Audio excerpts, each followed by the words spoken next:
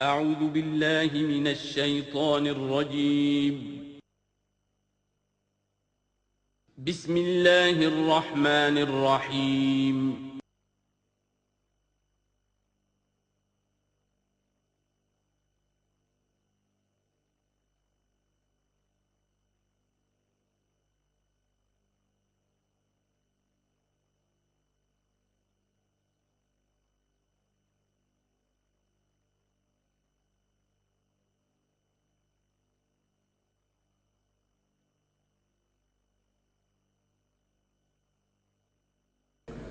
نحمده ونصلي على رسوله الكريم اما بعد فاعوذ بالله من الشيطان الرجيم بسم الله الرحمن الرحيم ليس البر ان تولوا وجوهكم قبل المشرق والمغرب۔ یہ آیت قرآن مجید کی اس اعتبار سے عظیم ترین آیت ہے۔ نیکی کی حقیقت کیا ہے، اس کی جڑ کیا ہے، بنیاد کیا ہے، اس کی روح کیا ہے، اس کے مظاہر کیا ہے، مظاہر میں اولین شے کون سی ہے، ثانین کون سی ہے، ثالثاً کون سی ہے، اور اس پر ایک پورا علم الاخلاق جو قرآن کا ایک مکمل کتاب تصنیف کی جا سکتی ہے۔ ایتھکس، قرآنک ایتھکس کے لیے یہ آیت ایک یوں سمجھیے کہ جڑ اور بنیاد ہے۔ لیکن یہ سمجھ لیں کہ یہ آیت یہاں آئی کیوں ہے۔ پس منظر میں وہی تحویل قبلہ ابھی ہے۔ تحویل قبلہ کے 4 رکوع 15، 16، 17، 18 یہ تو سالڈ ہے۔ اس سے پہلے 14ویں رکوع میں آیت تھی للہ المشرق والمغرب فأینما تولوا فثم وجہ اللہ۔ ادھر بھی پھر اتنی آیتیں چھوڑ کر پھر گئی لیس البر ان تولوا وجوہکم قبل المشرق والمغرب۔ نیکی یہی نہیں ہے کہ تم اپنے چہرے مشرق اور مغرب کی طرف پھیر دو۔ یہ نہیں کہا یہ نیکی نہیں ہے، نیکی یہی نہیں ہے، یہ بھی نیکی ہے۔ جو ظاہر ہوگا نیکی کا وہ بھی نیکی ہے، لیکن اصل سے اس کا باطن ہے۔ باطن صحیح ہے، نیک ہے تو حقیقت میں نیکی نیک ہے، ورنہ نہیں۔ وَلَٰكِنَّ الْبِرَّ، بلکہ نیکی تو اس کی ہے۔ اب یہاں سے شروع ہوا جو نیکی کی جڑ ہے، بنیاد ہے۔ مَنْ آمَنَ بِاللَّهِ وَالْيَوْمِ الْآخِرِ وَالْمَلَائِكَةِ وَالْكِتَابِ وَالنَّبِيِّينَ۔ سب سے پہلے ایمان، تاکہ تصحیح نیت ہو جائے۔ یہ جو ایمان لائے اللہ پر، یعنی جو نیکی کر رہا ہے صرف اللہ سے اجر کا طالب ہے۔ والیوم الآخر، اور قیامت کے دن پر کہ اس کا کوئی اجر دنیا میں نہیں، صرف آخرت میں مطلوب ہے۔ ورنہ آدمی سوداگری کرے، دکانداری کرے، کپڑا بیچے، کچھ اور بیچے، دین تو نہ بیچے۔ دین کا کام کر رہا ہے تو اس کے لیے سوائے اخروی نجات کے اور سوائے اللہ کی رضا کے کوئی اور شے مقصود نہ ہو۔ والملائکۃ والکتاب والنبیین، اور ایمان لایا فرشتوں پر اور کتابوں پر اور انبیاء پر۔ یہ تینوں مل کر ایک یونٹ بنتے ہیں۔ فرشتہ لایا دین، کتاب بن گئی، اور انبیاء پر آئی وہ کتاب۔ ایمان بالرسالت کا تعلق نیکی کے ساتھ یہ ہے کہ نیکی کا ایک مجسمہ تمہارے سامنے رہے، آئیڈیل، اسوہ۔ ایسا نہ ہو کہ اونچ نیچ ہو جائے۔ نیکیوں میں بھی ایسا ہوتا ہے، کوئی جذبات میں ایک طرف کو نکل گیا، کوئی جذبات میں ایک طرف کو نکل گیا۔ اس گمراہی سے بچنے کی ایک ہی شکل ہے کہ ایک مجسمہ مکمل، ایک اسوہ کاملہ سامنے ہو جس میں معتدل ہو تمام چیزیں، اور وہ ہمارے لیے اسوہ کاملہ محمد رسول اللہ کی شخصیت ہے۔ نیکی کے ظاہر کے لیے ہم انہیں معیار سمجھیں گے، جو شے جتنی ان کی سیرت میں ہے اس سے زیادہ نہ ہو، اس سے کم نہ ہو۔ کوشش یہ ہو، آئیڈیل یہ ہو کہ بالکل انسان حضور صلی اللہ علیہ وسلم کے اسوہ کاملہ کی پیروی کرے۔ وَلَٰكِنَّ الْبِرَّ مَنْ آمَنَ بِاللَّهِ وَالْيَوْمِ الْآخِرِ وَالْمَلَائِكَةِ وَالْكِتَابِ وَالنَّبِيِّينَ وَآتَى الْمَالَ عَلَىٰ حُبِّهِ ذَوِي الْقُرْبَىٰ وَالْيَتَامَىٰ وَالْمَسَاكِينَ وَابْنَ السَّبِيلِ، اور دیا اس نے مال یا دے وہ مال اس کی محبت کے علی الرغم، علی حبہ اللہ کی طرف نہیں ہے، علی حب المال، علی الرغم مال محبوب ہے پھر بھی وہ خرچ کر رہا ہے، ذوی القربہ قرابت داروں پر، والیتامى یتیموں پر، والمساکین محتاجوں پر، وابن السبیل مسافر پر، والسائلین اور مانگنے والوں پر، وفی الرقاب اور لوگوں کی گردنیں چھڑانے میں۔ گویا کہ نیکی کے مظہر میں اولین مظہر یہ ہے انسانی ہمدردی۔ اگر یہ نہیں ہے تو نیکی نہیں ہے۔ عبادات کے انبار لگے ہوں اور دل میں شقاوت ہو، انسان کو حاجت میں دیکھ کر دل نہ پسیجے، کسی کو تکلیف میں دیکھ کر تجوری کی طرف ہاتھ نہ بڑھے حالانکہ تجوری میں مال موجود ہو، تو وہ دین کی روح سے بالکل خالی ہے۔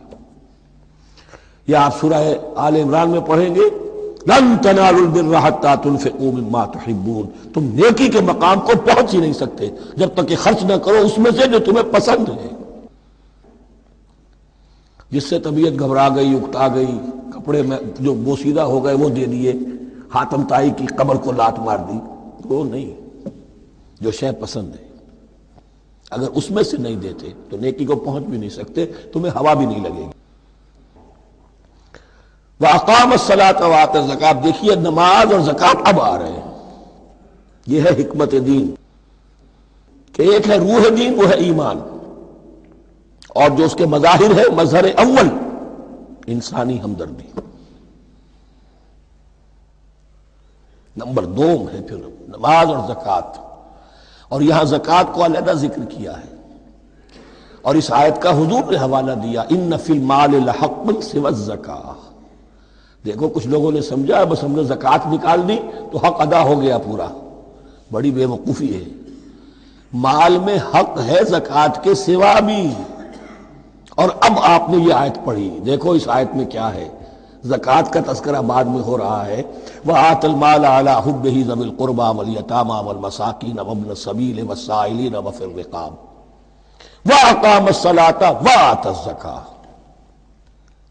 اس کی کیا حکمت ہے کہ ایمان کو تر و تازہ رکھنے کے لیے نماز ہے، اقم الصلاۃ لذکری، اور انسانی ہمدردی میں مال خرچ کرنے کے جذبے کو پروان چڑھانے کے لیے، برقرار رکھنے کے لیے زکوٰۃ ہے۔ اتنا تو دو نا کم سے کم، بوتل کا منہ تو کھلے، کارک تو نکلے اس کا، اگر بوتل کا کارک نکل جائے گا تو شاید اس میں سے کچھ شربت اور بھی نکل آئے، تو زکوٰۃ ہے تو کارک کے مانند 2.5% ہے، کیا ہے، لیکن یہ کہ اس سے پھر کچھ اور بھی نکلے گا۔ جو زکوٰۃ بھی نہیں دیتا اس نے کیا کرنا۔ وَالْمُوفُونَ بِعَهْدِهِمْ إِذَا عَاهَدُوا، اور وہ کہ جو اپنے عہد کو پورا کرنے والے ہیں جب کوئی عہد کر لیں۔ سب سے بڑا عہد اللہ سے کیا، لست بربکم قالوا بلی، پھر عہد شریعت کا ہے کہ جو ہم نے کیا اللہ کے ساتھ، پھر آپس میں جو بھی معاہدے ہو جائیں، اور معاملات انسانی سارے کے سارے معاہدات کی شکل میں۔ شوہر اور بیوی کا معاملہ بھی ایک معاہدہ ہے، marriage is a social contract. شوہر کی ذمہ داریاں ہیں، اس کے فرائض ہیں، بیوی کی ذمہ داریاں اس کے فرائض ہیں، شوہر کے حقوق ہیں، بیوی کے حقوق ہیں۔ پھر جو بھی امپلائر امپلائی ریلیشن شپ ہے، معاہدہ ہے، کانٹریکٹ ہے۔ جو ہمارا آپ کا پولیٹیکل سسٹم ہے وہ بھی معاہدوں کے اوپر مبنی ہے، بڑا بزنس جو ہے وہ کانٹریکٹ میں چلتا ہے۔ تو اگر ایک چیز پیدا ہو جائے کہ جو عہد کر لیا ہے اسے پورا کرنا ہے، تو ساری اسٹریم لائننگ ہو جائے گی تمام معاملات کی۔ وَالْمُوفُونَ بِعَهْدِهِمْ إِذَا عَاهَدُوا وَالصَّابِرِينَ فِي الْبَأْسَاءِ وَالضَّرَّاءِ وَحِينَ الْبَأْسِ، اور خاص طور پر صبر کرنے والے فقر و فاقہ میں، جنگ کی حالت میں اور تکلیف میں۔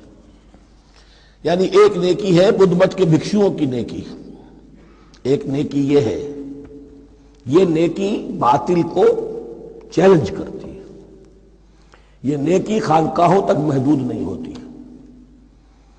یہ نیکی صرف انفرادی سطح تک محدود نہیں رہتی۔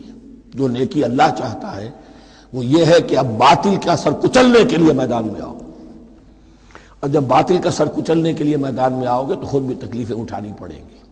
صحابہ کرام کو بھی جانیں دینی پڑی ہیں، سینکڑوں صحابہ نے جام شہادت نوش کیا۔ تو آخری چوٹی کیا ہے، گویا کہ سمم بونم جس کو کہتے ہیں ایتھکس کے اندر، کہ اس نظریہ اخلاق میں سب سے اونچی منزل کون سی ہے، وہ سمم بونم جو ہے اسلام کا، والصابرین فی البأساء والضراء وحین الباس ولا تقولوا لمن يقتل فی سبیل اللہ اموات بل احیاء ولکن لا تشعرون۔ وہ آیت یاد کر لیجیے، اولئک الذین صدقوا، یہ ہیں لوگ جو سچے ہیں، دعوت و نیکوکاری کا بہت سو کو ہے، یہ ہیں وہ لوگ کہ جو سچے ہیں، وَأُولَٰئِكَ هُمُ الْمُتَّقُونَ، اور یہی حقیقت میں متقی ہیں۔ تمہارے ذہنوں میں کوئی اور نقشے بیٹھے ہوئے ہیں، کوئی لباس ہے، وضاقتہ ہے، بس یہ بڑا متقی آدمی ہے۔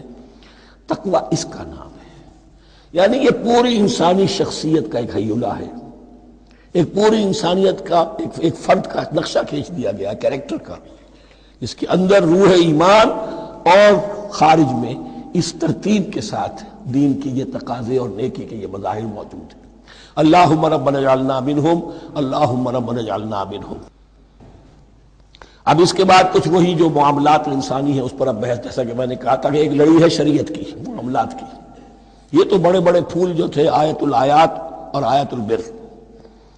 یا ایھا الذین آمنوا کتب علیکم القصاص فی القتلی، اہل ایمان تم پر لازم کر دیا گیا ہے مقتولوں کا بدلہ لینا۔ قتلہ قتیل کی جمع بھی ہے اور مقتول سے یہ مصدر بھی ہو سکتا ہے کہ تمہارے لیے یعنی اس معاملے میں سہل انگاری صحیح نہیں ہے۔ انسانی تمدن کی جڑ کٹتی ہے جب کسی معاشرے کے اندر انسان کا خون بہانا عام ہو جائے، تمدن کی جڑ کٹ جائے گی، تو قصاص تم پر واجب ہے۔ یا ایھا الذین آمنوا کتب علیکم القصاص فی القتلی الحر بالحر والعبد بالعبد والانثى بالانثى۔ ایک آزاد کی جگہ آزاد ہی قتل کیا جائے گا۔ آزاد نے قتل کیا ہے تو ظاہر بات ہے وہ آزاد ہی اس کی جگہ قتل ہوگا۔ یہ نہیں وہ کہے میرا غلام لے جاؤ، میرے 2 غلام لے لو، نہیں۔ والعبد بالعبد، اور عبد کی جگہ عبد ہی ہوگا، جس نے قتل کیا وہی قتل کیا جائے گا۔ والانثى بالانثى، اور اگر قتل کرنے والی عورت ہے تو وہ عورت ہی قتل ہوگی۔ اس میں چونکہ وہاں بہت سے رواج مختلف تھے، بہت سے معیار بھی مختلف تھے۔ اگر اوسی خزرجی کو قتل کر دے تو 1/3 خون بہا، 3 گنا خون بہا، اور خزرجی اوسی کو قتل کرے تو 1/3 خون بہا، یہ ان کا قانون تھا۔ اسی طرح یہ کہ آزاد میں اور غلام میں فرق تھا، لیکن ہماری شریعت میں اگرچہ یہ طویل بڑا مضمون ہے اور اس میں کافی فقہا کے اقوال ہیں مختلف، لیکن امام ابو حنیفہ رحمۃ اللہ علیہ کا قول یہی ہے کہ تمام مسلمان آپس میں کفو ہیں، برابر ہیں، لہذا یہاں کوئی فرق نہیں کیا جائے گا قتل کے مقدمات میں۔ فمن عفی لہ من اخیہ شیء فاتباع بالمعروف واداء الیہ باحسان، پھر جس کو معاف کر دیا جائے کوئی شے اس کے بھائی کی جانب سے، یعنی جو مقتول ہے اس کے ورثاء اگر کہتے ہیں صاحب ہم اس کی جان بخشنے کو تیار ہیں، چاہے وہ خون بہا لے لیں یا ویسے ہی معاف کر دیں، تو جو بھی کچھ خون بہا طے ہوا ہو اداء الیہ باحسان فاتباع بالمعروف، تو اس کی پیروی کی جائے معروف طریقے پر اور ادائی کی جائے خوبصورتی کے ساتھ۔ ذالک تخفیف من ربکم ورحمہ، یہ تمہارے رب کی طرف سے تخفیف ہے، آسانی کی ہے اور رحمت ہے، اور اس کی رحمت ہونا بہت واضح ہے۔ اگر یہ شکل نہ ہو تو پھر قتل در قتل کا سلسلہ جو ہے وہ جاری رہتا ہے، لیکن اگر یہ ہو گیا کہ قاتل کو لا کے سامنے کھڑا کر دیا، لو بھائی اب تمہارے ہاتھ میں اس کی جان ہے، چاہو تو یہ قتل کر دیا جائے گا، چاہو احسان کرنا چاہو بخشنا چاہو ویسے ہی بخش دو، چاہو تو خون بہا لے لو۔ اس سے کیا ہوگا کہ وہ دشمنیوں کا جو دائرہ ہے وہ پھر سمٹ جاتا ہے، بڑھتا نہیں۔ اس میں بڑی رحمت ہے اللہ کی طرف سے۔ قانون جو ہے اسلام میں قتل کا، اس میں مدعی ریاست نہیں ہوتی۔ آج کل ہمارے ہاں غلطی یہ ہے، مدعی ریاست بن جاتی ہے۔ یہ مدعی ہوتا ہے یہاں پر جو بھی مقتول کے ورثاء ہیں، اور کسی کو صدر کو کیا صدر کے باپ کو بھی اختیار نہیں ہے کہ کسی قاتل کو معاف کر دے۔ قاتل کو معاف کرنے کا جو اختیار ہے وہ صرف مقتول کے ورثاء کو ہے، کوئی صدر نہیں کر سکتا۔ ہمارے دستور میں ہے، پوری شرع پوری شک موجود ہے۔ فمن اعتدى بعد ذلك فله عذاب علیم، اور جو اس کے بعد بھی حد سے تجاوز کرے گا تو اس کے لیے دردناک اور بہت بڑا عذاب ہوگا۔ وَلَكُمْ فِي الْقِصَاصِ حَيَاةٌ يَا أُولِي الْأَلْبَابِ لَعَلَّكُمْ تَتَّقُونَ، اور اے ہوش مندو قصاص میں زندگی ہے تمہارے لیے۔ ایک روحانی تصور ہے معاف کر دینا اچھا ہے، اسلام بھی کہتا ہے ان تعفوا وتصفحوا وتغفروا فإن اللہ غفور رحیم، لیکن قتل کے مقدمات میں سہل انگاری جو ہے وہ اچھی نہیں ہے، پیروی شدت کے ساتھ ہونی چاہیے تاکہ اس سے آگے قتل کا سلسلہ بند ہو۔ وَلَكُمْ فِي الْقِصَاصِ حَيَاةٌ يَا أُولِي الْأَلْبَابِ لَعَلَّكُمْ تَتَّقُونَ، تاکہ تم بچ سکو۔ اب کوتبہ علیکم دوبارہ آ گیا۔ یہ کوتبہ کے لفظ کو سمجھ لیجئے، جہاں بھی کوئی شے فرض کی جائے گی لازم کی جائے گی وہ کوتبہ ہے۔ اسی لیے شریعت کے لیے قرآن مجید میں جو لفظ ہے الکتاب، الکتاب اس معنی میں کہ اس میں شریعت خداوندی پوری کی پوری موجود ہے۔ کوتبہ علیکم، کوتبہ علیکم اذا حضر احدکم الموت ان ترک خیرا الوصیۃ للوالدین والاقربین بالمعروف، تم پر واجب کر دیا گیا، فرض کر دیا گیا، جب تم میں سے کسی کی موت کا وقت آ جائے، اگر وہ کوئی خیر مال چھوڑ رہا ہو، دولت چھوڑ رہا ہو، تو اس کے لیے فرض کر دیا گیا وصیت کرنا اپنے والدین کے حق میں اور رشتہ داروں کے حق میں انصاف کے ساتھ۔ ابھی چونکہ قانون وراثت نازل نہیں ہوا تھا، یہ ابتدائی قدم اٹھایا گیا۔ وہاں ہوتا یہ تھا جو آج بھی ہندوؤں میں ہوتا ہے، جو مر گیا اس کی ساری جائیداد کا مالک جو ہے بڑا بیٹا، چھوٹے بیٹے بھی نہیں، نہ بیٹیاں نہ بیوی، کچھ نہیں، تو سارا کا سارا مال جو ہڑپ کر جاتے تھے، کسی کو کچھ نہیں۔ یہاں یہ کہ اب پہلا ابتدائی حکم دیا گیا، لیکن یہ آیت منسوخ ہو جائے گی سورہ نساء میں جب پورا قانون وراثت آ گیا، تو اب یہ آیت منسوخ شمار ہوتی ہے۔ ناسخ وہ قانون وراثت ہے جو سورہ نساء کے دوسرے رکوع میں آئے گا۔ البتہ اس کے ایک حصے کو حضور نے باقی رکھا ہے، وہ گویا کہ سنت نے اس کے ایک جز کو برقرار رکھا ہے، اور وہ جز یہ ہے کہ مرنے والا 1/3 اپنے مال کے لیے وصیت کر سکتا ہے کسی کے لیے، 1/3 سے زیادہ نہیں، اور وارث کے لیے وصیت نہیں ہوگی۔ جس کی وراثت میں حق مقرر ہو چکا ہے اس کے لیے وصیت نہیں ہوگی، وہ غیر وارث کے لیے وصیت ہوگی، کسی دینی ادارے کو دینا چاہے، کسی اور کو دینا چاہے، یتیم کو، بیوہ کو، یتیم خانے کو، ٹھیک ہے، 1/3۔ 2/3 میں قانون وراثت کی تنفیذ ہوگی لازماً۔ تو اس آیت کا صرف اتنا حصہ باقی رکھا ہے حضور نے صلی اللہ علیہ وسلم۔ حقاً علی المتقین، یہ اللہ کا تقوی رکھنے والوں پر حق ہے، واجب ہے کہ وہ وصیت کریں کہ ہمارے والدین کو یہ مل جائے، فلاں رشتہ دار کو یہ مل جائے، باقی جو ہے جو بھی ورثاء ہیں لے جائیں۔ فمن بدلہ بعد ما سمعہ، تو جس نے بدل دیا اس وصیت کو اس کے بعد کہ اسے سنا تھا، فإنما اسمہ علی الذین یبدلونہ، تو اس کا بوجھ، اس کا گناہ انہی پر آئے گا جو تبدیل کرتے ہیں۔ جو وصیت کرنے والا تھا وہ بری ہے، اس نے صحیح وصیت کی تھی، جس نے بعد میں اس وصیت میں تحریف کی، تبدیلی کی، اس کا وبال، اس کا بوجھ انہی پر آئے گا۔ ان اللہ سمیع علیم، یقینا اللہ سب کچھ سننے والا اور جاننے والا ہے۔ فمن خاف من موص جنفا، اب اگر کسی کو اندیشہ ہوا کہ وصیت کرنے والے نے جانبداری برتی ہے، ٹھیک وصیت نہیں کی ہے، دیانتداری کے ساتھ اس کی رائے یہ ہوئی، او اسمن، یا گناہ اس نے کمایا ہے، فاصلح بینہم، اور اب ان کے مابین صلح کرا دی، ورثاء کو جمع کیا کہ بھائی وراثت تو یہ تھی، ان کی وصیت تھی، لیکن دیکھو اس میں یہ زیادتی والی بات ہے، اگر تم مطمئن ہو جاؤ، متفق ہو جاؤ تو اس میں اتنی تبدیلی کر دی جائے ان کے اتفاق سے، فلا اسم علیہ، تو اس میں کوئی گناہ نہیں ہے۔ یعنی ایسی نہیں ہے یہ بات کہ اس کو وہ سینکشن اور سینکٹیٹی حاصل ہو گئی ہے، تقدس، کہ اب اس میں کوئی تبدیلی نہیں ہو سکتی۔ باہمی مشورے سے اور اچھے جذبے سے، اصلاح کے جذبے سے وصیت میں تغیر ہو سکتا ہے۔ ان اللہ غفور الرحیم، یقیناً اللہ تعالی بخشنے والا ہے، رحم فرمانے والا۔ اب لڑی آ گئی دوسری عبادت والی، عبادت میں صوم۔ جہاں تک نماز کا ذکر ہے تو وہ تو مکی صورتوں میں اس کا بے تحاشا مرتبہ ذکر موجود ہے، لیکن یہاں جو ہے معاملہ صوم، اس سے پہلے مکی دور میں صوم کا کہیں کوئی تذکرہ ہی نہیں، نہ عربوں میں اس کا رواج تھا۔ یہ لفظ بھی عربی زبان میں تھا گھوڑوں کے لیے، گھوڑے روزہ رکھتے تھے، رکھتے کیا تھے بیچارے، انہیں رکھوایا جاتا تھا، کیونکہ عربوں کا جو معاملہ تھا وہ لوٹ مار، غارت گری، اور اس کے لیے انہیں چاہیے تیز رفتار سواری، جاؤ حملہ کرو، لوٹو مارو اور بھاگو۔ اونٹ جو ان کی فضا اور ان کے ماحول کے لیے مناسب تھا، وہ زیادہ تیز دوڑ نہیں سکتا، اپنی اس ضرورت کے لیے گھوڑا چاہیے تھا۔ گھوڑے میں عرب کا سخت موسم برداشت کرنے کی عادت نہیں، نازک جانور ہے، وہ پیاسا تو نہیں رہ سکتا 7 دن تک جیسے کہ اونٹ رہ سکتا ہے، بھوکا نہیں رہ سکتا، وہ لو کے تھپیڑے نہیں برداشت کر سکتا، لہذا عرب اس کو رکھواتے تھے روزہ، کھانا پینا بند کیا اور اس کے جو ہے منہ کر کے کھڑے ہو گئے جب گرم تیز ہوا چل رہی ہے، خود تو اپنے آپ کو لپیٹ لیا اپنے گھٹنے میں، گھترا کہلاتا ہے وہ جو بھی کپڑا اوپر ہوتا ہے، اور وہ اس گھوڑے کو جو ہے وہ ساری آگ اس پر برس رہی ہے تاکہ اس میں عادت پیدا ہو جائے جھیلنے کی، برداشت کرنے کی، تو جنگ کے موقع پر کہیں یہ دغا نہ دے جائے۔ اگر یہ ہمت ہار گیا تو اس کا تو کیا کیا جائے گا، تو اصل میں سوار ہے جو مارا گیا۔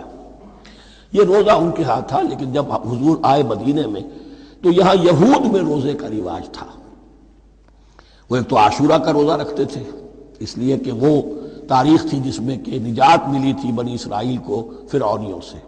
پہلے یہ کہ ہر مہینے میں 3 روزے، اب اگر 30 کے 30 روزے ایک ہی مہینے میں فرض کر دیے گئے ہوتے اور وہ ہوتے جون جولائی کے تو جان نکل جاتی. بہترین تدبیر یہ کی گئی ہر مہینے میں، اور یہ موسم سارے آ رہے ہیں اس میں. پھر کچھ عرصے کے بعد یہ رمضان کا روزہ فرض کیا گیا.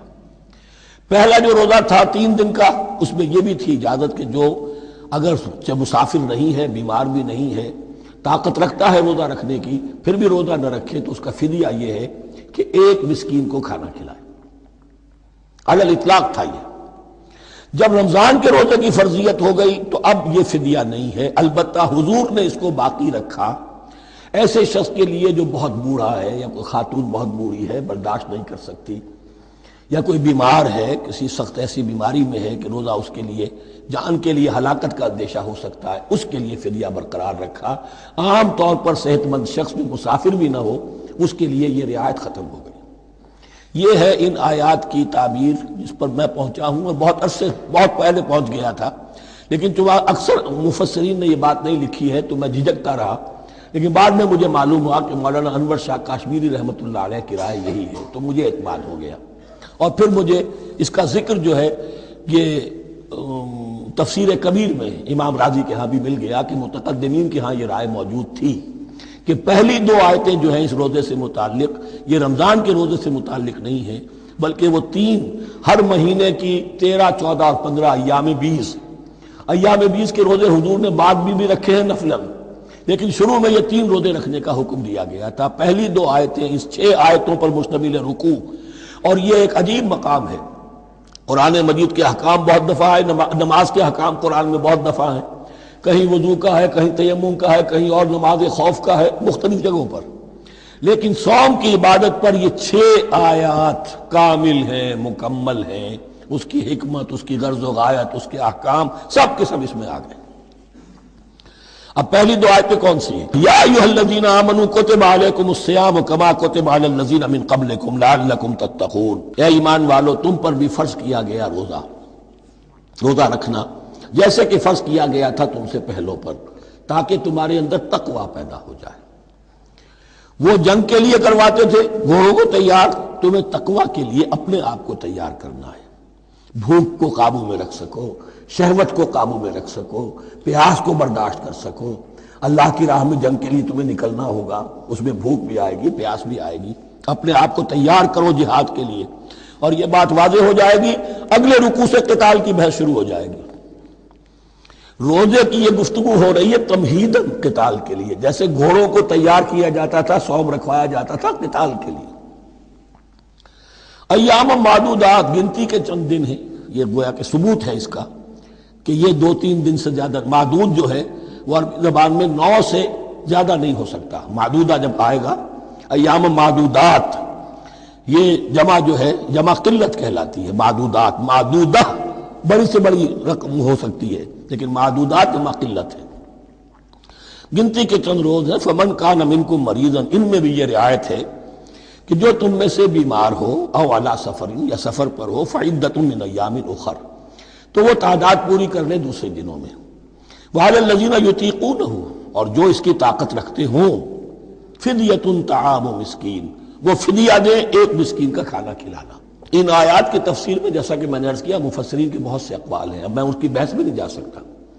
جو میں نے اپنے مطالعے کے بعد رائے قائم کی ہے میں صرف وہی بیان کر رہا ہوں کہ اس وقت، اور یہ امام راضی کے الفاظ ہیں، کہ یہ فرضیت الگ تعیین نہیں تھی بلکہ الگ تخییر تھی.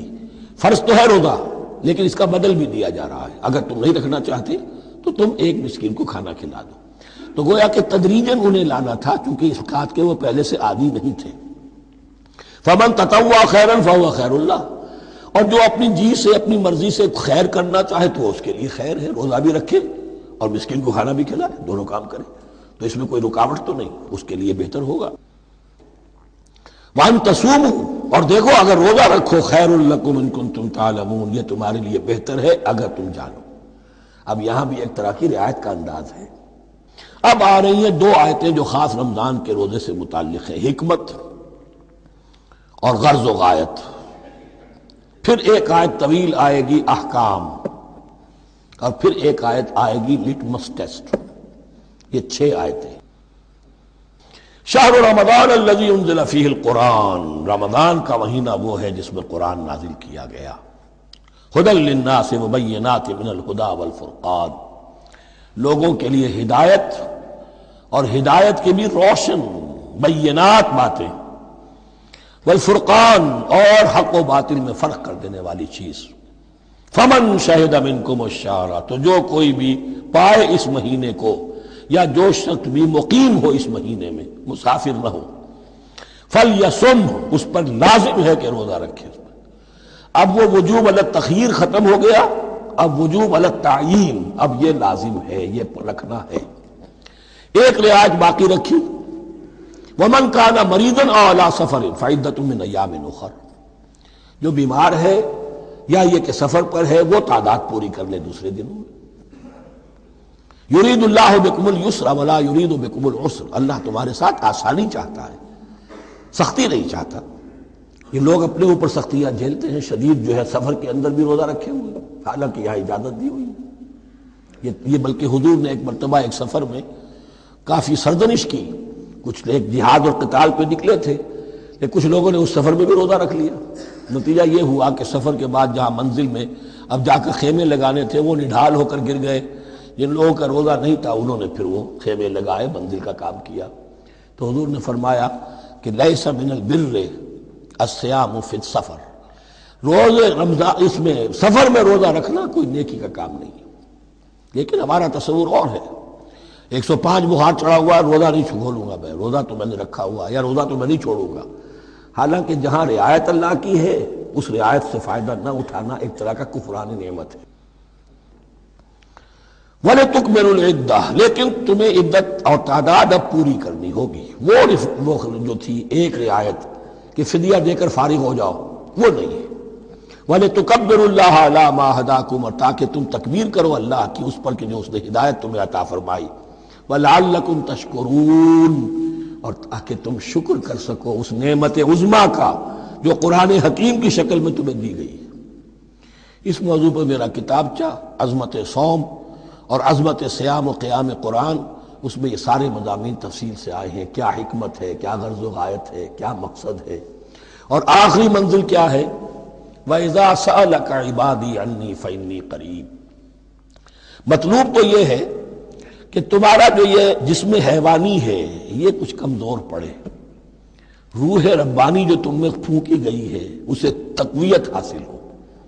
دن میں روزہ رکھو، اس حیوانی وجود کو ذرا کمزور کرو، دباؤ اس کے تقاضوں کو، رات کو کھڑے ہو جاؤ، اللہ کا کلام سنو اور پڑھو تاکہ تمہاری روح کی آبیاری ہو، اس پر حیات، آب حیات کا ترشح ہو۔ نتیجہ کیا نکلے گا؟ تمہارے اپنے اندر سے ایک پیاس ابھرے گی، وَإِذَا سَأَلَكَ عِبَادِي عَنِّي فَإِنِّي قَرِيبٌ، تقرب الی اللہ کا جذبہ پیدا ہوگا۔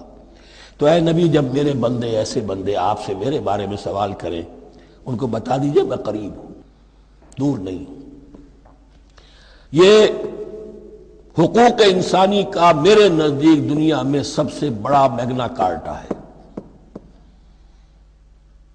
اللہ اور بندے کے درمیان کوئی فصل نہیں ہے، فصل اگر ہے تو تمہاری اپنی خباثت ہے، اگر تمہاری نیت میں فساد ہے، حرام خوری تو کرنی ہی کرنی ہے، تو اب کس منہ سے اللہ سے دعا کرو گے؟ پھر جاؤ گے کسی پیر کے پاس، آپ دعا کر دیجئے، یہ نذرانہ حاضر ہے؟ یہ طریقہ کیا ہے؟ انسان کا نفس حائل ہے اور کوئی نہیں، ورنہ ہم تو مائل بے کرم ہیں، کوئی سائل ہی نہیں، راہ دکھنا ہے کسی رہنمی منزل ہی نہیں، کوئی پوپ نہیں، کوئی پنڈت نہیں، کوئی پادری نہیں، کوئی پیر نہیں، کوئی نہیں، جب چاہو اللہ سے ہم کلام ہو جاؤ۔ اس سے بڑا حق کیوں خالق و مخلوق میں حائل رہے پردے؟ پیران کلیسا کو کلیسا سے اٹھا دو، میرا ہر بندہ جب چاہے جہاں چاہے مجھ سے ہم کلام ہو جائے۔ ہاں شرط ہے اس کی، وہ شرط آگے آ رہی ہے، اجیب دعوت الداعی اذا دعان، میں تو ہر پکارنے والے کی پکار سنتا ہوں، اور سنتا نہیں جواب دیتا ہوں، اور صرف جواب نہیں دیتا قبول کرتا ہوں۔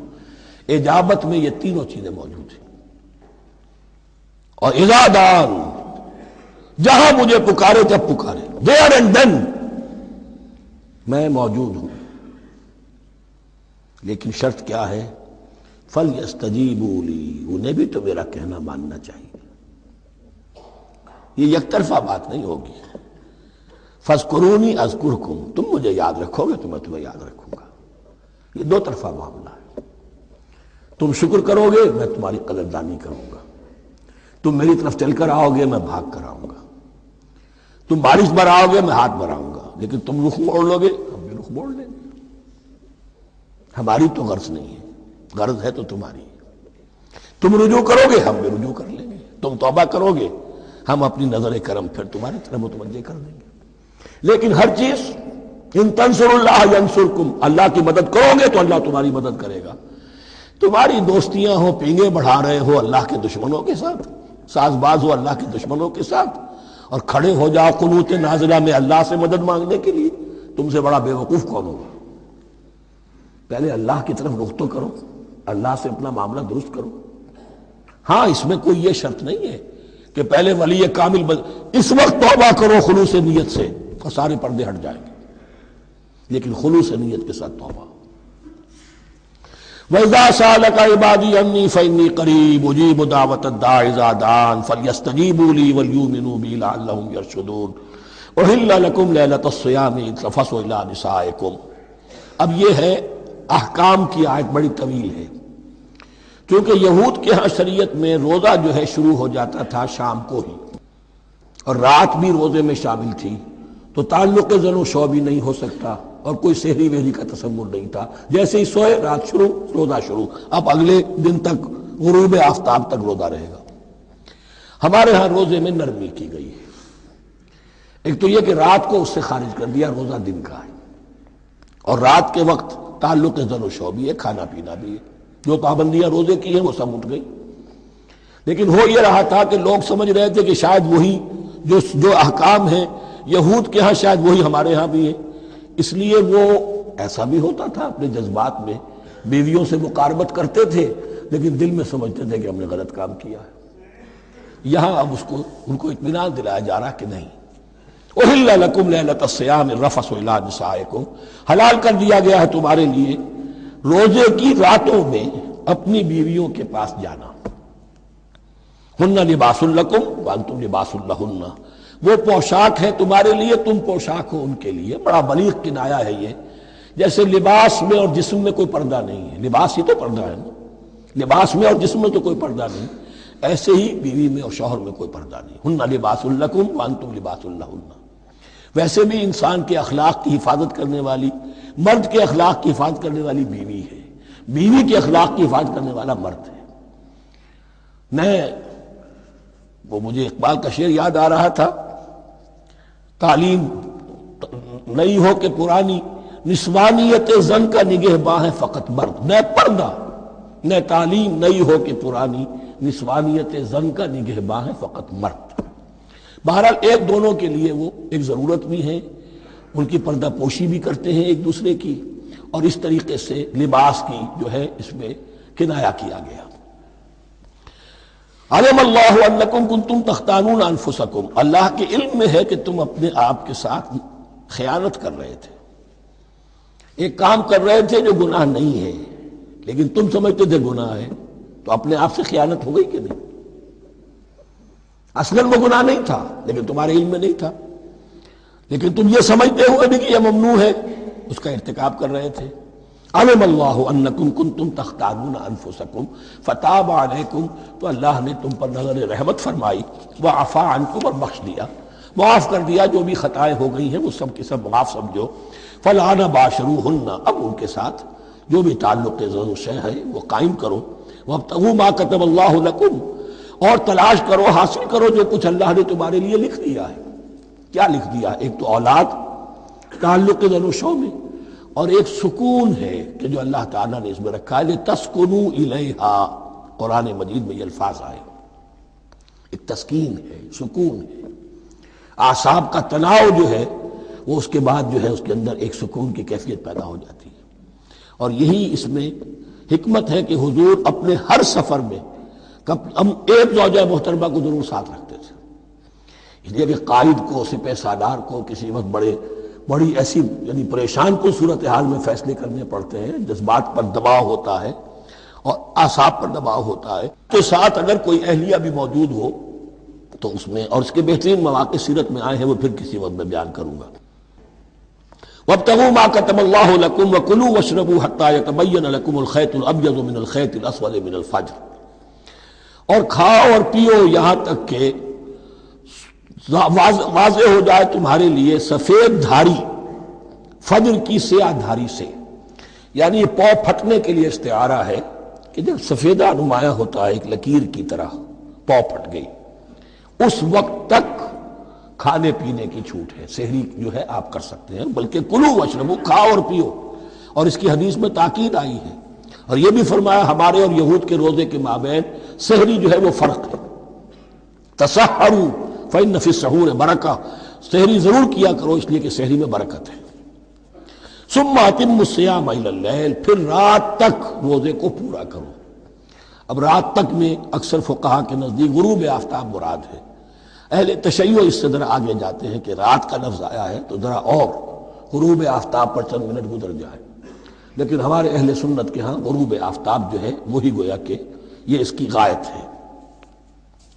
وَلَا تُبَاشِرُوهُنَّ وَأَنْتُمْ عَاكِفُونَ فِي الْمَسَاجِدِ، لیکن یہ رعایت جو تمہیں دی جا رہی ہے اس میں ایک استثناء ہے، جب تم معتکف ہو مسجدوں میں تو پھر اپنی بیویوں سے کوئی تعلق قائم نہ کرو۔ وَلَا تُبَاشِرُوهُنَّ، مت ان سے مباشرت کرو، وَأَنْتُمْ عَاكِفُونَ فِي الْمَسَاجِدِ، جبکہ تم مسجدوں میں اعتکاف میں ہو، آخری عشرے میں جو اعتکاف ہوتا ہے۔ تِلْكَ حُدُودُ اللَّهِ فَلَا تَقْرَبُوهَا، یہ اللہ کی حدود ہے، ان کے قریب مت جاؤ۔ بعض جگہ پر آتا ہے فَلَا تَعْتَدُوهَا، ان حدود کو عبور نہ کرو، ان سے تجاوز نہ کرو۔ تو حرام تو یہی شے ہوگی کہ حدود سے تجاوز کیا جائے، لیکن احتیاط اس میں ہے to keep at a safe distance, ذرا دور رہو، آخری حد تک چلے جاؤ گے تو اندیشہ ہے کہ کہیں اس حد کو کراس نہ کر جاؤ۔ فلا تقربوها، اللہ کے حدود سے ذرا ایک سیف ڈسٹینس کے اوپر رہنا ضروری ہے۔ کذالک یبین اللہ آیاتہ للناس، اسی طرح اللہ تعالیٰ واضح کرتا ہے اپنی نشانیاں لوگوں کے لیے، لعلہم یتقون، تاکہ وہ تقوی کی روش اختیار کر سکے، بچ سکے۔ اب وہ لٹمس ٹیسٹ والی آیت آ گئی، تقوی کا ٹیسٹ کیا ہے؟ روزہ اس لیے فرض کیا کہ تقوی پیدا ہو جائے، یہ سارے احکام تمہیں دیے جا رہے ہیں تاکہ تمہیں تقوی پیدا ہو جائے۔ ٹیسٹ کیا ہے؟ تقوی کا لٹمس ٹیسٹ عقل حلال، یہ نہیں ہے کوئی نیکی نہیں۔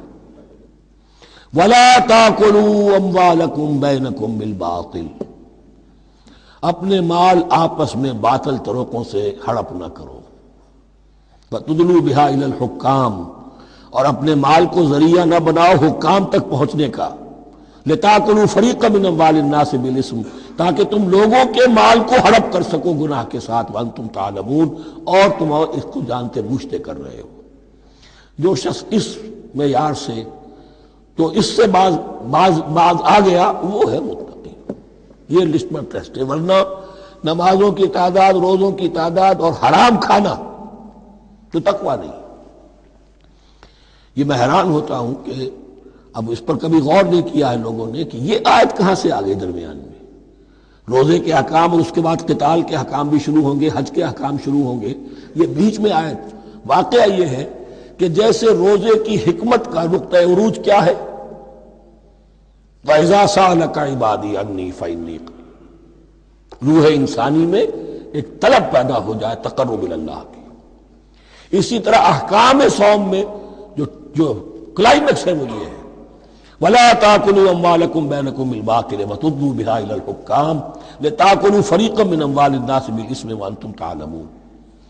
يَسْأَلُونَكَ عَنِ الْأَهِلَّةِ، اے نبی آپ سے پوچھ رہے ہیں چاند کی گھٹتی بڑھتی صورتوں کے بارے میں۔ قُلْ هِيَ مَوَاقِيتُ لِلنَّاسِ وَالْحَجِّ، کہہ دیجئے یہ لوگوں کے لیے ایک اوقات کا تعین ہے، کیلنڈر ہے، اور حج کے لیے۔ اب دیکھو آپ کو معلوم ہے کہ یہ اللہ تعالیٰ نے کیلنڈر لٹکا دیا ہے، معلوم ہو گیا یہ چاند پہلی تاریخ ہو گئی، کچھ دنوں کے بعد آپ نے دیکھا معلوم ہوتا ہے کہ اب ایک ہفتہ گزر گیا ہے، آدھا چاند ہو گیا ہے، 2 ہفتے ہو گئے، پورا چاند ہو گیا ہے، اس نے گھٹنا شروع کیا۔ تو یہ گویا کہ لوگوں کے لیے اوقات کار کی تعین کے لیے، اور خاص طور پر سب سے اہم شے حج، اور یہ نوٹ کیجئے، صوم کے بعد حج اور حج کے ساتھ قتال۔ حج وہ عبادت ہے جو ایک خاص جگہ پر ہو سکتی ہے، نماز ہر جگہ ہو سکتی ہے، روزہ ہر جگہ ہو سکتا ہے، عبادت اور ہر جگہ ہو سکتی ہے، اور زکوٰۃ ہر جگہ دی جا سکتی، حج تو وہی ہوگا۔ اور وہ تھا اس وقت زیر تسلط مشرکین کے، اور مشرکین کے تسلط سے نکالنے کے لیے قتال لازم تھا۔ اس قتال کے لیے صبر پہلے پیدا ہونا ضروری ہے۔ جو گھوڑوں کو روزہ رکھواتے تھے پہلے خود روزہ رکھو، یہ ترتیب ہے، ربط ہے۔ صوم کے احکام فوراً حج اور قتال کے احکام۔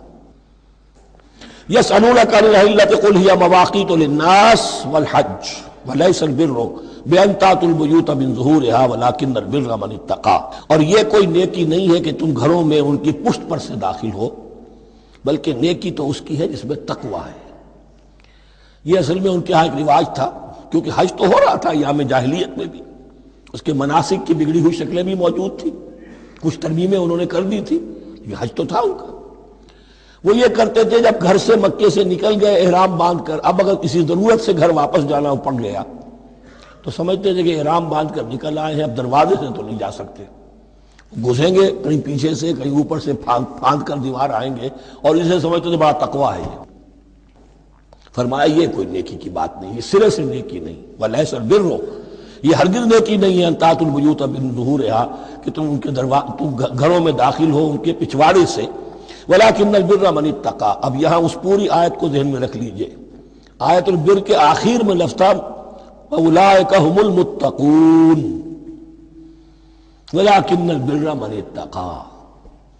گویا کہ وہ پورا تصور جو ہے یہاں پر جو آیا بر میں آ چکا ہے، اس کو اس لفظ کے حوالے سے اس پورے تصور کو پھر آپ کے ذہن میں تازہ کر دیا۔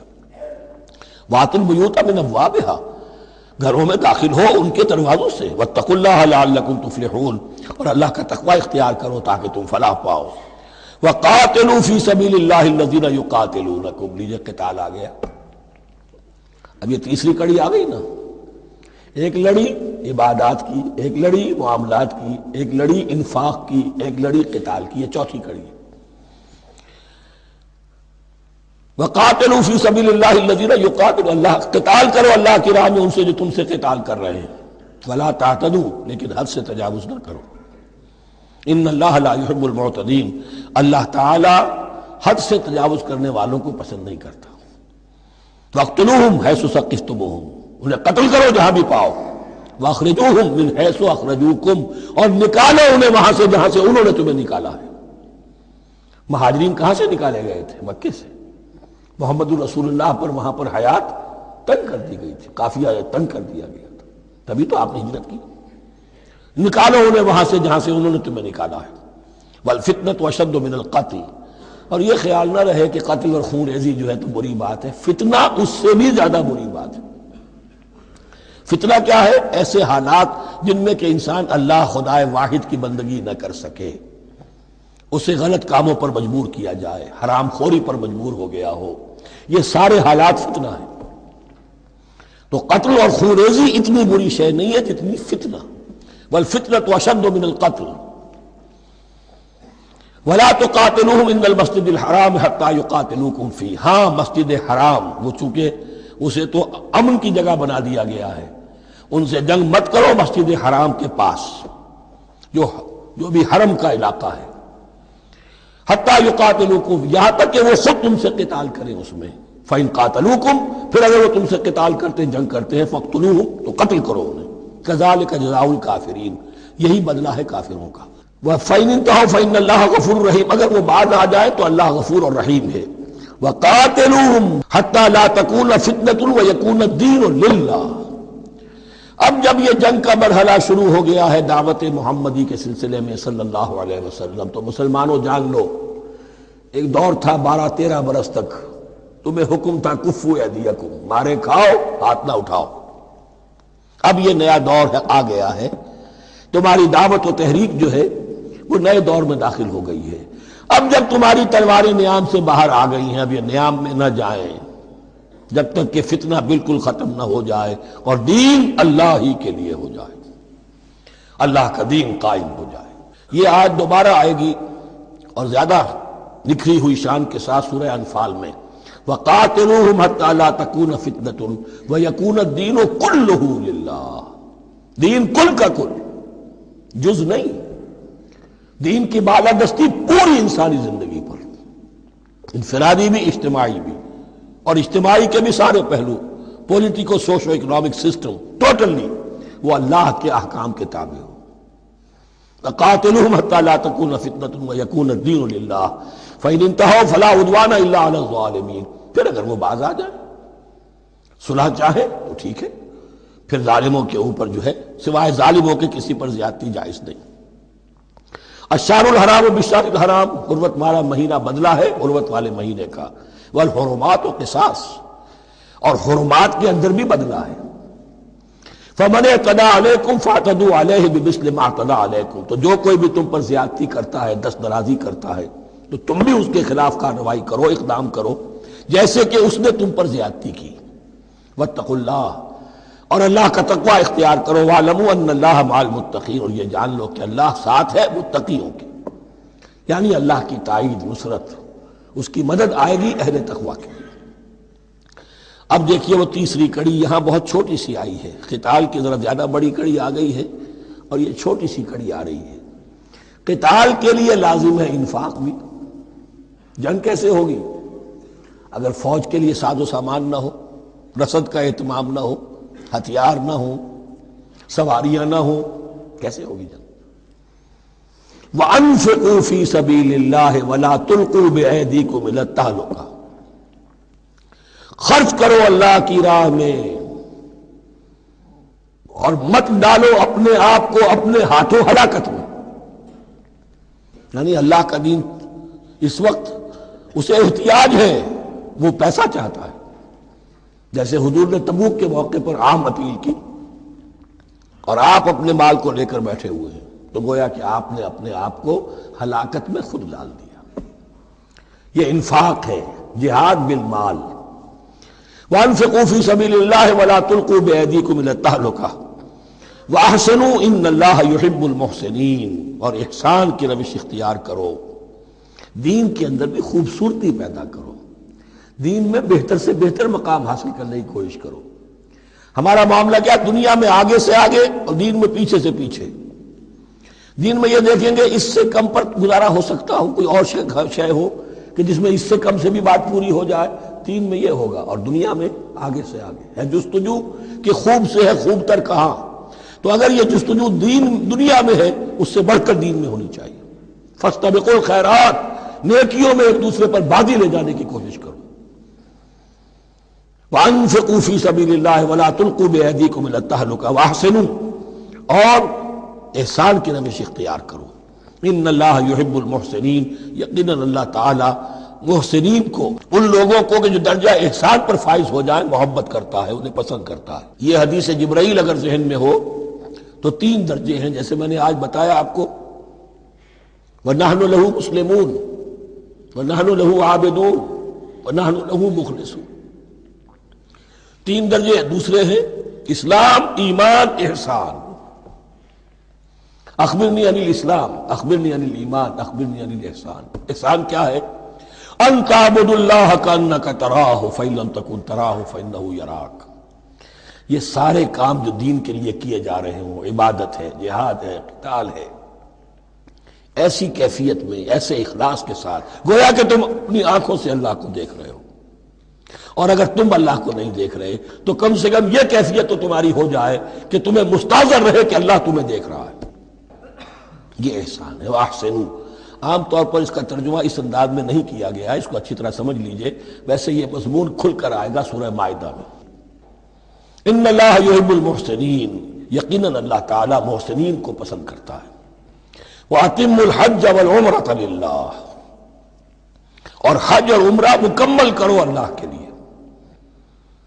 جو عمرے کے لیے احرام تو باندھ لیا جائے گا مدینے سے 7 میل باہر نکل کر ہی، حج مکمل تو ہوگا جب طواف بھی ہوگا، وقوف عرفہ بھی ہوگا، سارے اس کے جو بھی مناسک ادا کیے جائیں گے۔ لیکن یہ کہ جو شخص بھی نیت کر لے حج کی یا عمرے کی، تو پھر اسے مناسب کو مکمل کرنا چاہیے، کوئی کمی نہ رہے۔ فَإِنْ أُحْصِرْتُمْ، اگر تمہیں گھیر لیا جائے، روک دیا جائے، جیسے کہ سن 6 میں ہو گیا، صلح حدیبیہ کرنی پڑی، مشرکین مکہ اڑ گئے، نہیں داخل ہونے دیں گے۔ اگر تمہارا گھیراؤ ہو جائے فمستیسر من الہدی، تو جو بھی تم قربانی پیش کر سکو پیش کر دو۔ یہ دم احصار کہلاتا ہے کہ چونکہ اب ہم آگے نہیں جا سکتے، یہی ہمیں احرام کھولنا پڑ رہا ہے، تو دم احصار، یہ خون، یہ جو جانور اللہ کے نام پر ہم دے رہے ہیں، یہ اس کی ایک طرح کا کفارہ ہے۔ وَلَا تَحْلِقُوا رُؤُوسَكُمْ حَتَّى يَبْلُغَ الْهَدْيُ مَحِلَّهُ، اور اپنے سر اس وقت تک نہ موڑو جب تک کہ وہ ہدی کا جانور جو ہے وہ محل تک، یعنی جو بیت الماء جہاں پر جا کر ذبح ہونا ہے وہاں پہنچ نہ جائے۔ جانور تو آپ نے بھیج دیے اور وہ رکاوٹ نہیں ڈالیں گے، اس لیے کہ ان کا گوشت تو ان کو کھانے کو ملے گا، لہذا جانور، لیکن یہ اندازہ کر لو کہ اب اتنا وقت گزر گیا ہے کہ وہ ہدی قربانی کا جانور جو ہے وہ پہنچ گیا ہوگا، ہدیم بالغ الکعبہ، وہ وہاں پر اس کی اپنے مقام پر پہنچ گیا۔ فمن کان منکم مریضا او بہ اذی من راسہ، تو جو کوئی بھی تم میں سے ہو بیمار یا اس کے سر میں کوئی تکلیف ہو، کوئی زخم ہو، اور اس کی وجہ سے یہ ہے کہ وہ حجامت کرانی ضروری ہو جائے، بال کاٹنے ضروری ہو جائیں، ففدیۃ من صیام او صدقۃ او نسک، تو پھر فدیہ دینا پڑے گا۔ اگر اس ہدی کے جانور کے کعبے تک پہنچنے سے پہلے تمہیں اپنے بال کاٹنے پڑے، حجامت کرانی پڑی، تو فدیہ ہوگا۔ یہ جو ہے دم جنایت کہلاتا ہے، یعنی ایک جو کمی رہ گئی ہے اس کی تلافی کے لیے۔ وہ سیام بھی ہے، روزے 3 دن کے، او صدقۃ او نسک، یا پھر یہ ہے کہ کوئی قربانی ہے، ایک جانور قربان کیا جائے، دم جنایت اس کو کہتے ہیں، یا صدقہ کیا جائے، 6 افراد کو کھانا کھلایا جائے۔ فَإِذَا أَمِنْتُمْ، پھر جب تمہیں امن حاصل ہو اور تم سیدھے جا سکتے ہو، بیت اللہ پہنچ سکتے ہو، فَمَنْ تَمَتَّعَ بِالْعُمْرَةِ إِلَى الْحَجِّ فَمَا اسْتَيْسَرَ مِنَ الْهَدْيِ، تو جو کوئی بھی فائدہ اٹھائے عمرے سے، حج سے قبل، فَمَا اسْتَيْسَرَ مِنَ الْهَدْيِ، تو وہ ایک اور قربانی پیش کرے جو بھی اسے میسر ہو۔ اب یہ سمجھ لیجئے کہ حضور کی بعثت سے پہلے عرب میں رواج یہ تھا کہ ایک سفر میں حج بھی کرنا، عمرہ بھی کرنا ان کے نزدیک حرام تھا، یہ توہین تھی کعبے کی۔ حج کے لیے 3 مہینے، شوال، ذوالقعدہ، ذی الحج، اور رجب کا مہینہ ان کے ہاں طے تھا عمرے کے لیے۔ عمرے کے لیے علیحدہ سفر کرو، اس کے لیے علیحدہ سفر کرو۔ لیکن شریعت محمدی میں جو آسانیاں کی گئی ہیں وہ یہ ہیں کہ ایک شخص، چونکہ اس ملت کو پھیلنا تھا بہت طویل علاقے پر، لوگوں کے لیے سفر آسان تو نہیں تھا، تو آپ ایسا کر سکتے ہیں کہ آپ جائیں اور عمرہ بھی کر لیں، حج بھی کر لیں۔ ایک شکل یہ ہے کہ عمرہ کیا، احرام کھول دیا، اور پھر حج کا وقت آیا 8ویں ذی الحج کو، تو پھر احرام باندھا، وہ حج کا احرام ہو گیا، اسے کہتے ہیں تمتع۔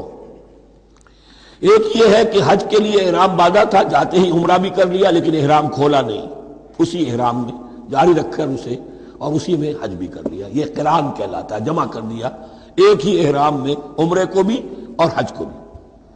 ایک افراد کہلاتا ہے، بس ایک کے لیے صرف حج کا معاملہ شروع سے۔ تو یہاں تمتع کی جو ہمیں اجازت دی گئی ہے اس کے لیے، جسے دم شکر کہتے ہیں حضرت امام ابو حنیفہ، یہ شکرانہ ہے کہ ہم ایک قربانی دیں۔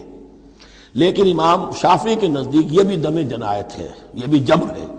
چنانچہ امام ابو حنیفہ کے نزدیک یہ قربانی جو دی جاتی ہے اس کا گوشت قربانی دینے والا بھی کھا سکتا ہے 1/3 کے درجے میں، لیکن امام شافعی کے نزدیک نہیں، یہ ایک صدقے کے اور اس کے دم جنایت کے قریب کی شے ہے، اس کا گوشت جو ہے قربانی دینے والا خود نہیں کھا سکتا۔ فمن لم یجد، اب اگر کسی کے پاس نہیں ہے یہ ہدیہ پیش کرنے کو، فصیام 3 ایام فی الحج، تو اب اس پر لازم ہے کہ حج میں 3 روزے رکھے، 7ویں، 8ویں اور 9ویں ذی الحج کو روزہ رکھے عین ایام حج میں۔ 10ویں کا روزہ نہیں ہو سکتا، وہ عید کا دن ہے، یوم النحر ہے۔ وَسَبْعَةٍ إِذَا رَجَعْتُمْ، اور 7 روزے رکھو جبکہ تم واپس چلے جاؤ، اپنے گھروں میں جا کر 7 روزے رکھو۔ تِلْكَ عَشَرَةٌ كَامِلَةٌ، یہ 10 روزے ہوں گے مکمل۔ ذَلِكَ لِمَن لَّمْ يَكُنْ أَهْلُهُ حَاضِرِ الْمَسْجِدِ الْحَرَامِ، لیکن یہ رعایت کہ حج اور عمرہ ایک ہی سفر میں کر لیا جائے اور ایک ہی احرام میں کر لیا جائے، یا 2 احراموں میں کیا جائے، یا یہ کہ ان دونوں کو جمع کرنے کی شکل جو ہے، یہ ایک رعایت ہے کن کے لیے؟ ذَلِكَ لِمَن لَّمْ يَكُنْ أَهْلُهُ حَاضِرِ الْمَسْجِدِ الْحَرَامِ، جس کے اہل و عیال مسجد حرام کے قریب نہیں رہتے، دور سے آ رہے ہیں، تو ظاہر بات ہے کہ ان کے لیے رعایت ہوگی۔ وَاتَّقُوا اللَّهَ، اللہ کا تقوی اختیار کرو، وَاعْلَمُوا، اور جان لو، ان اللہ شدید العقاب، یقیناً اللہ تعالی سزا دینے میں بھی بہت سخت ہے۔ بارک اللہ لی ولکم فی القرآن العظیم ونفعنی وإیاکم بالآیات والذکر الحکیم۔